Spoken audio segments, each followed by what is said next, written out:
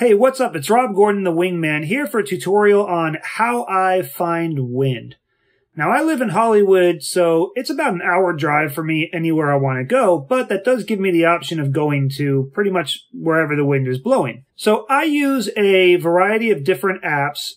I try not to use anything that costs money. I do pay for one of the apps because it has some extra features I'll talk about. I cross-reference them to have the best chance of not getting skunked. And if you know me, I don't get skunked too often, but I do have an 8.0 and winging doesn't take that much wind. The first app is one you're probably familiar with, and it's windy.com.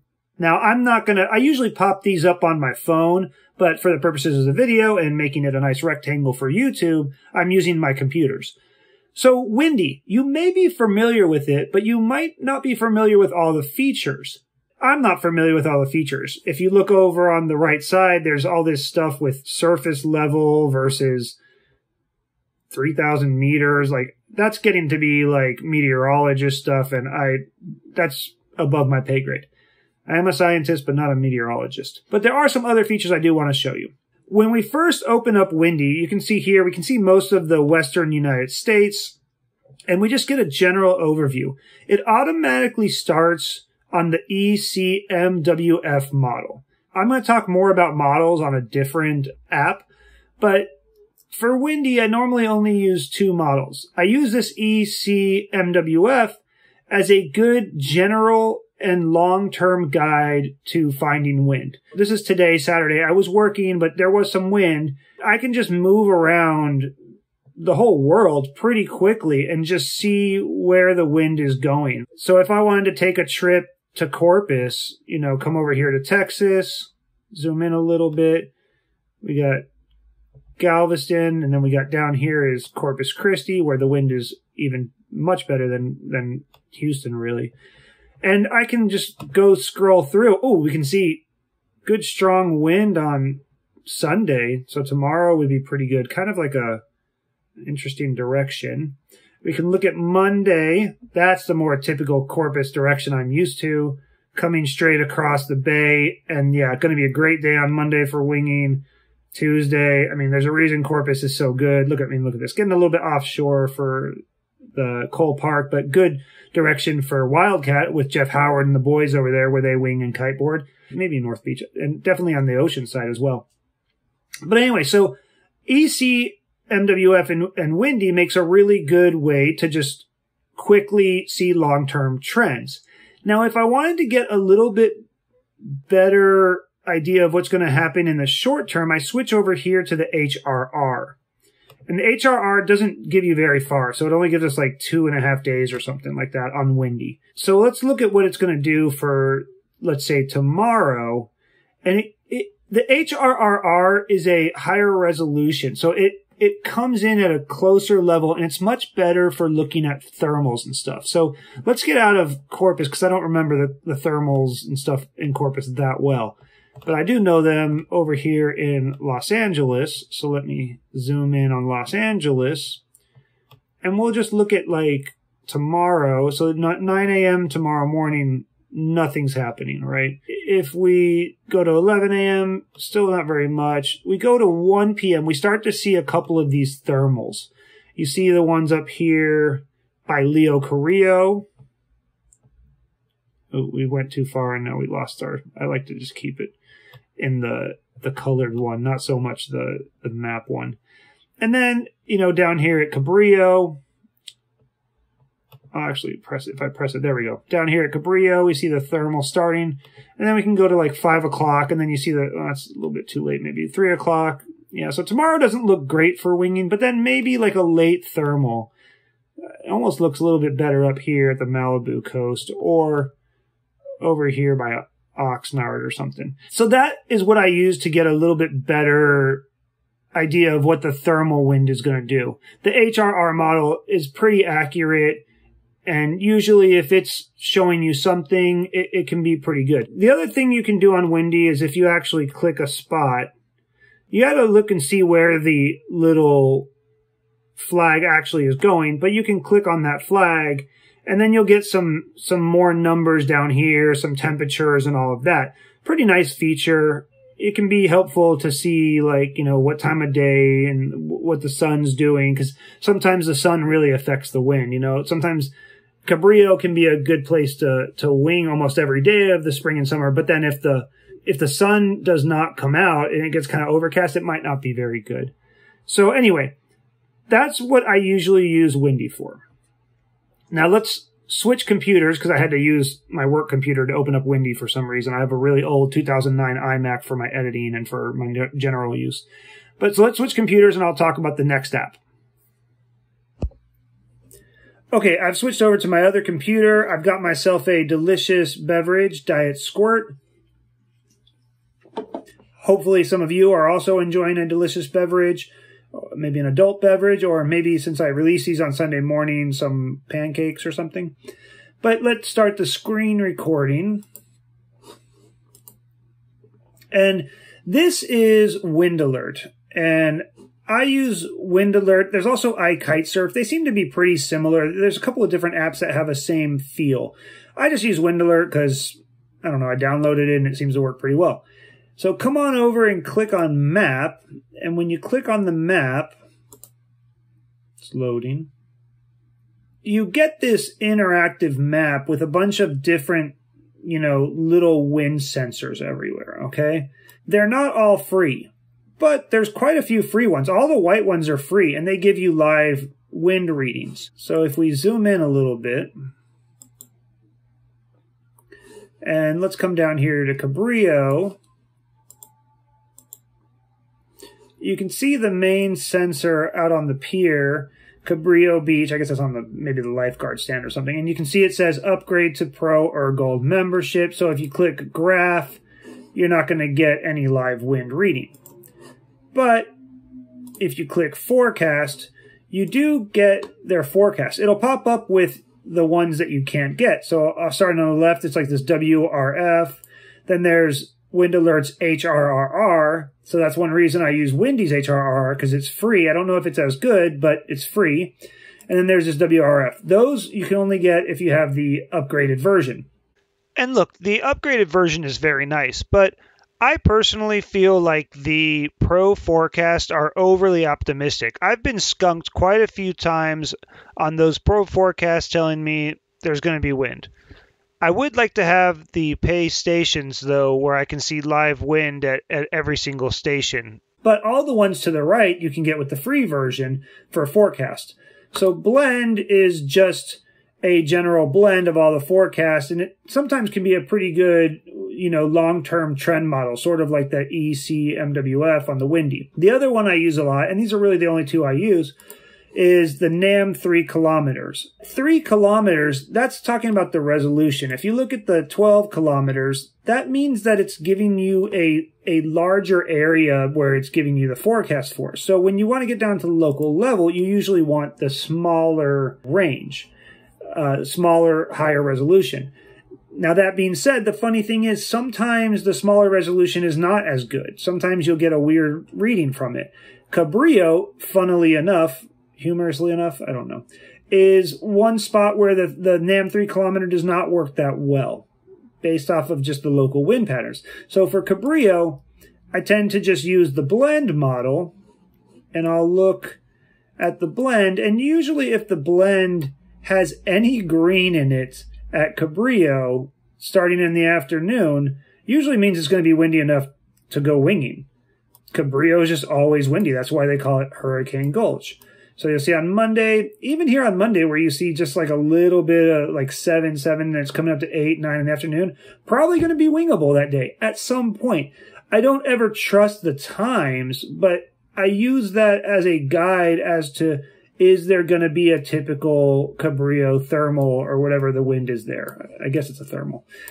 And then Tuesday, we see the same thing, a little bit of green come toward the end of the afternoon. So probably around 2 to 4, there's going to be some good wind at Cabrillo. You don't want to just get there at 4 o'clock saying, oh, that's when the wind's going to blow. You want to get there a little bit earlier and make sure you don't miss it. If I see any green in the afternoon and it's like a typical west wind, it's probably going to be windy.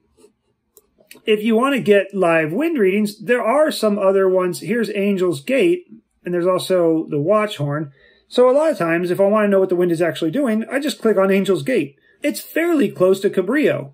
And I can go to the graph and see the graph over here. And, you know, the blue line is what the base wind is doing. Sometimes you'll get a green line, and that'll show you the lulls. That's usually only on the pay version. And then the red is the gust. So you get a pretty good idea. So this was today at 2 o'clock.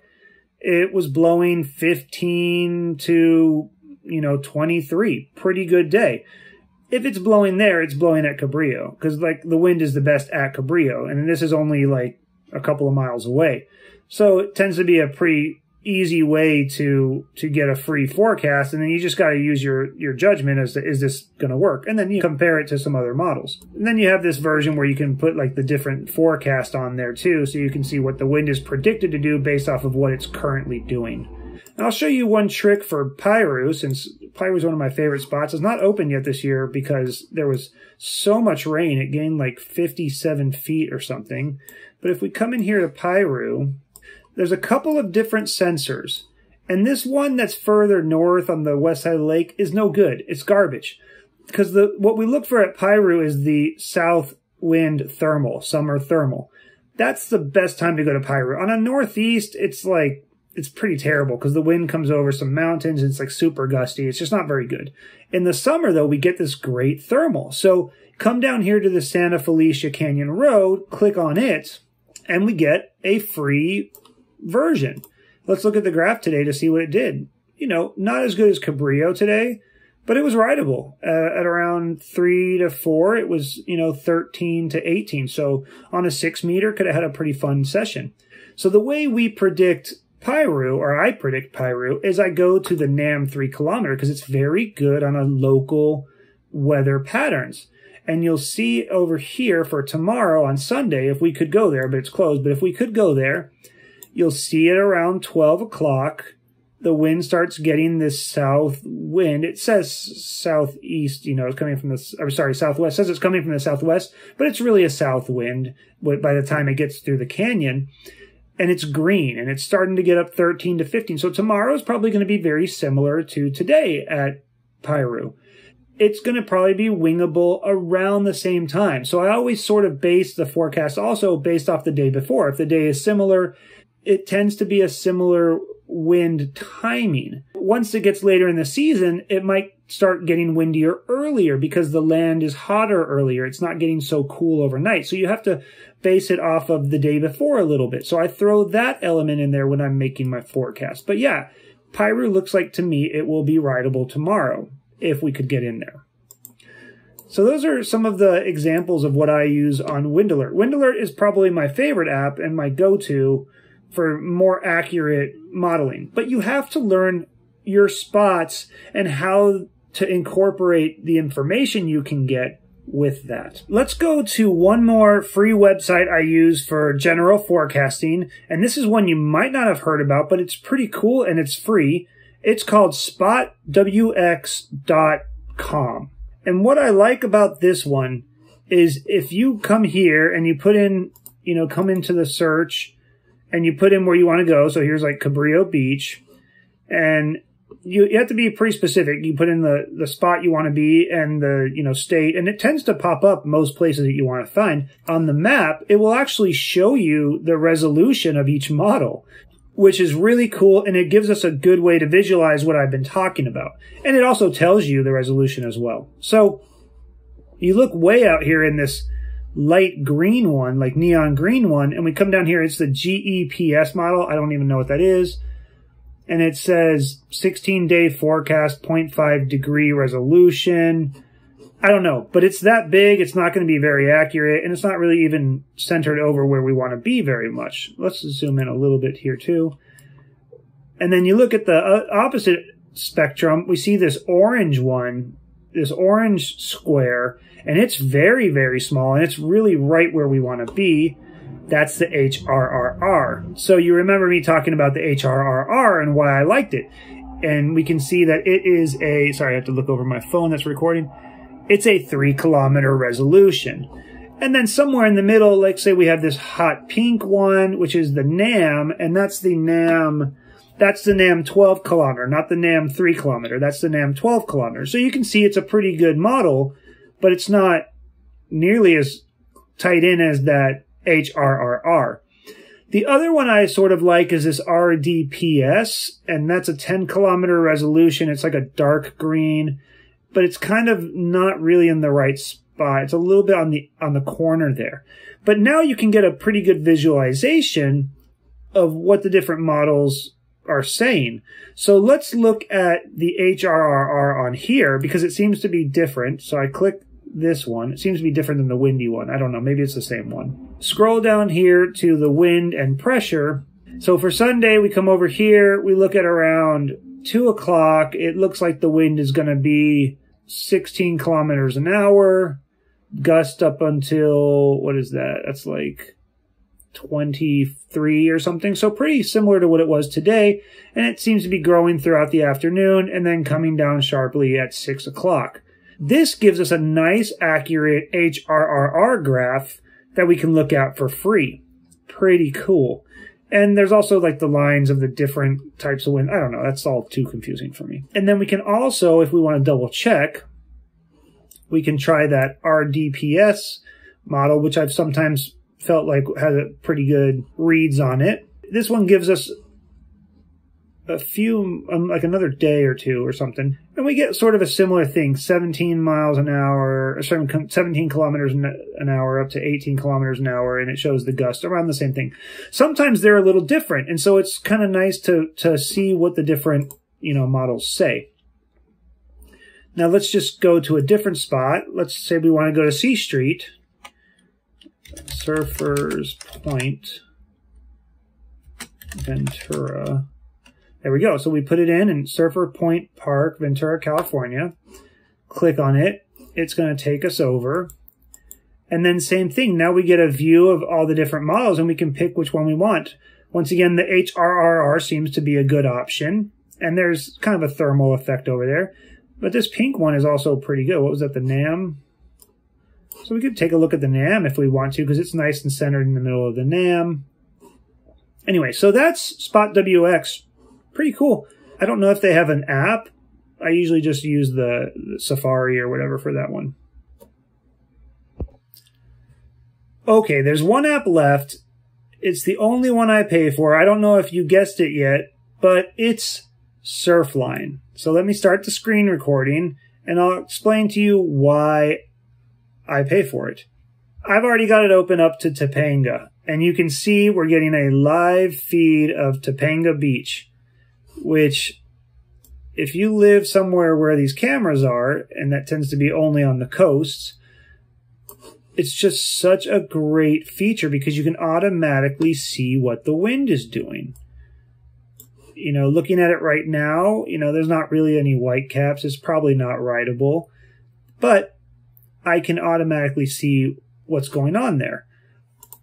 The other cool feature about Surfline is the cam rewind. So you click this little button up here in the top right of the screen on the video, and we can go to, let's look at like maybe 359. I see a little something there. And look what we see. There are some wingers out on foil, probably the Professor, maybe Horacio. Those guys love Topanga. And it looked like they're having a pretty good session. There's even a little kite flying up here in the corner. It looks like some kid maybe flying a kite. That kite's really high up there. And let's see if they're coming down here. Maybe they got on a wave here.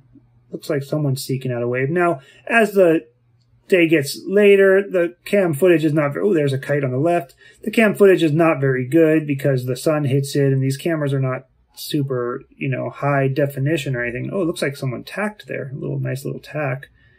Oh, and a big crash on the kite. But yeah, what an amazing feature that is. If we go back in even earlier, we get a little better view of the camera. Yeah, actually it looks pretty good. Some waves, some white caps. So if you look on Surfline and you see some white caps, you're good to go. I mean, that's hard to beat. You see other people out, you get jealous. Sometimes I'll pull this up if it's slow at work and just wish that I was out there with the guys. So that's a really cool feature of Surfline. And you can also, like I do these videos, I can download some footage and throw it up on my YouTube. There's other cams. There's one at Leo Carrillo. I don't even know how you say that. Leo Carrillo. There's no cam at Cabrillo, which is kind of unfortunate, but okay, so we come over here. Let's go to Leo Carrillo. And this cam is okay, but it's not really too good for me to figure out if it's windy. A lot of times I can't quite see the whitecaps very well on the direction of the cam. You can kind of see here, yeah, because there's also like some seaweed and rocks at Leo Carrillo, which kind of kill the whitecaps. But what I'll do sometimes is I'll just go over to County Line. And if you go to County Line, you can get a better view of the whitecaps, and it's very close to Leo. So if it's windy at County Line, I know it's windy at Leo. The other thing I like about Surfline is it gives you a forecast for the surf, which obviously that's awesome. So it says for, you know, current conditions at County are 2 to 3 foot, poor to fair. Tells you the water temperature. And then you also get this wind report right here. And then you can look at the, you know, 16-day forecast for the surf. So I might look at that tomorrow to see if there's any good spots. And then you get these wind forecasts as well. So I don't usually rely on their wind forecast, but it's another data point that I can cross-reference. It also tells you, like, if it's welcoming or how hard it is to paddle out, the water quality. Are you going to get beat up if you go there? Pretty cool site. I think it's like $100 a year. To me, it's worth it because I love just having that instant feedback of seeing what the wind is actually doing. Like I said, unfortunately, some of the spots don't have it. If you live in the middle of Utah, not going to be much use to you, I don't think. Yeah, maybe we can lobby Surfline to get a cam put up at Cabrillo because that would be awesome. Anyway, so that is that for Surfline. Really good app. All right, so I hope that's given you guys a good overview of how I find wind, and maybe you can incorporate some of my ideas. Like I said, you have to learn to take your data points, get multiple data points, and then start correlating them to your wind patterns. If it's foggy at the beach, I know to look at Piru and see if there's going to be that thermal, because if it's foggy at the beach and not windy, and then we have that thermal at Piru, it's usually pretty good there.